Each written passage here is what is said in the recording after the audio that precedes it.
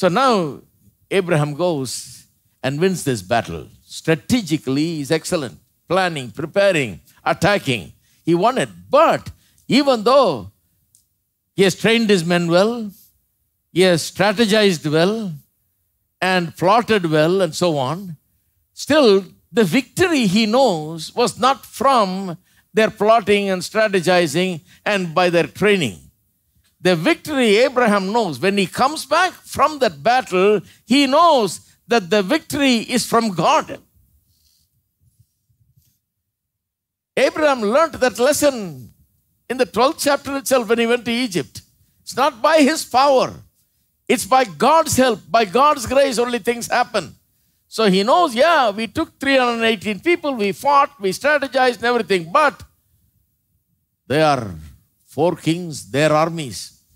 See, at night when they went and attacked them, they didn't expect anything. They didn't know there were enemies there. They didn't know there was a king that was able to come and attack them, because there was none in that area. But Abraham was there. They were surprised by the attack, and because it was night, they couldn't see anything. So they thought that a big army is attacking them. They started running, and Abraham's men started chasing them for a long ways.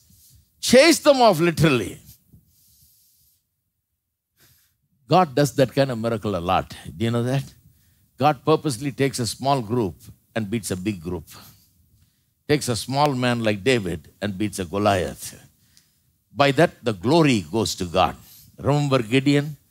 You wouldn't meet a person who had more inferiority complex than Gideon. Gideon was totally filled with inferiority complex. When God comes and calls him, he doubts everything.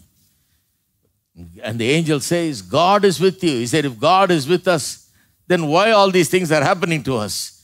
We gather the harvest and gather them in our barns. The enemy comes and takes everything by force. Why are these things happening? You say God is with us, angel.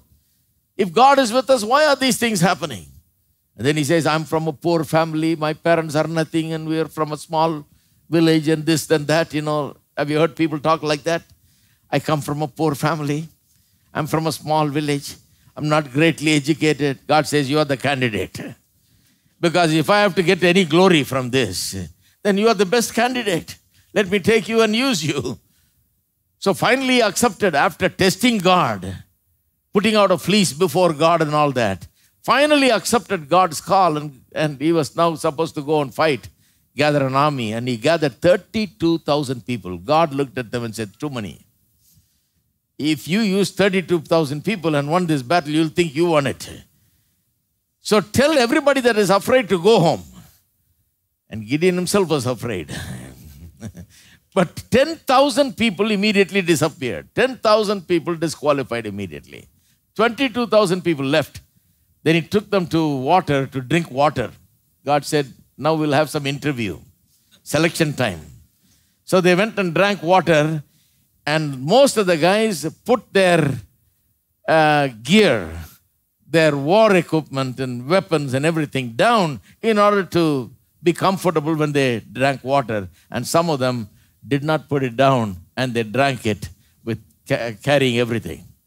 God said, send everybody home that put it down because they're useless. They're not ready.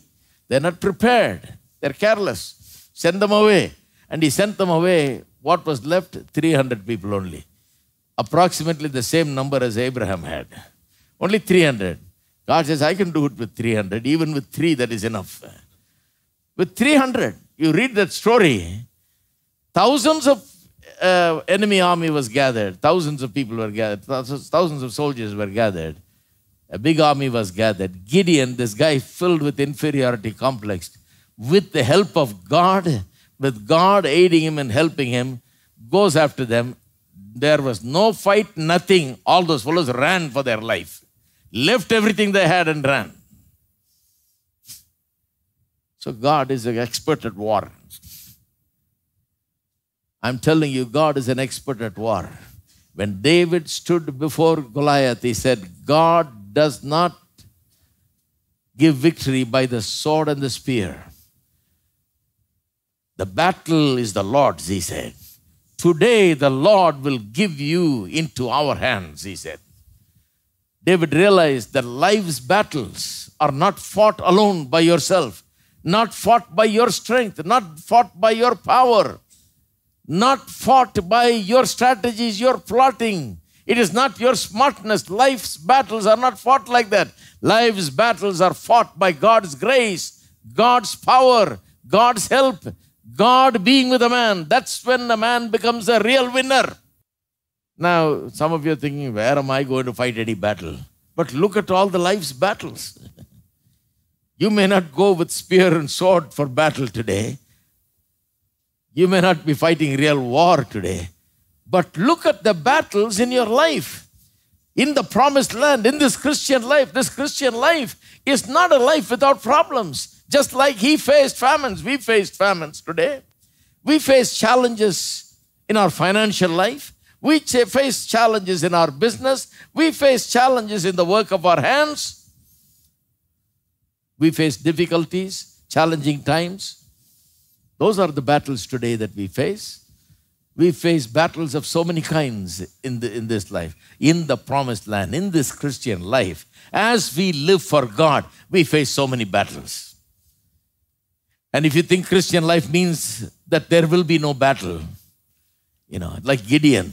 Gideon said, if God be with us, then why are these things happening?